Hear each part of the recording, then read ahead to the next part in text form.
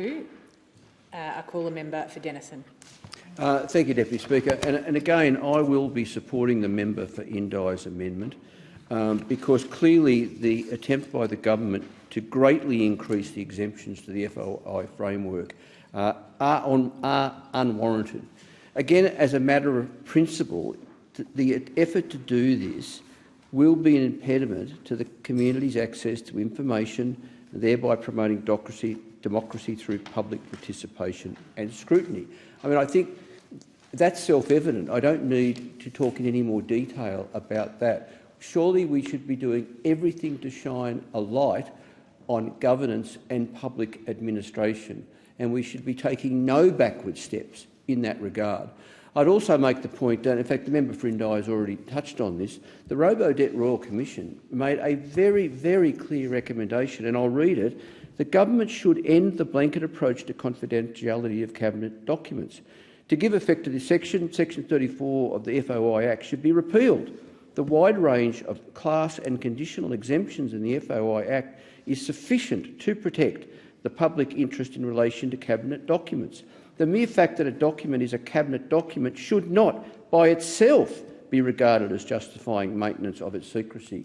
In other words, Deputy Speaker, we shouldn't be having a debate about the merits of increasing the exemptions, and we should be having a debate about the merits of reducing exemptions.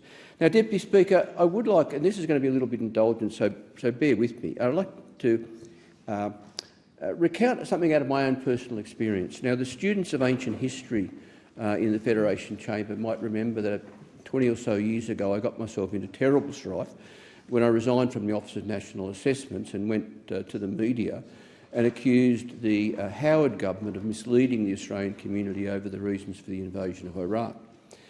Now, one of the reasons I resigned and went public was my concern as a public servant, an intelligence official, my concern that if I just ventilated my concerns internally, they wouldn't be recorded, they'd be buried and they would never see the light of day.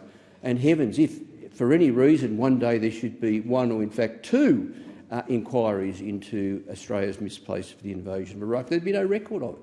So my experience was that if I as a public servant had been able to give frank and fearless advice, and if it had been recorded carefully, I might have been more comfortable with sticking with the team and not resigning from O&A. The point I'm getting to, Deputy Speaker, is this claim that the current FOI framework is a barrier to frank and fearless advice is actually back to front. Yeah. I think public servants would be much more comfortable with giving frank and fearless advice if they knew that it was written down, noted carefully, and one day, if the government's refusal to take that frank and fearless advice, if one day that government refusal to heed the advice was made public, then it would be the government's problem and I would be vindicated. I wouldn't stand accused as an incompetent or worse public service that was an unprofessional public servant that wasn't giving frank and fearless advice. So, I make this point as firmly as I can.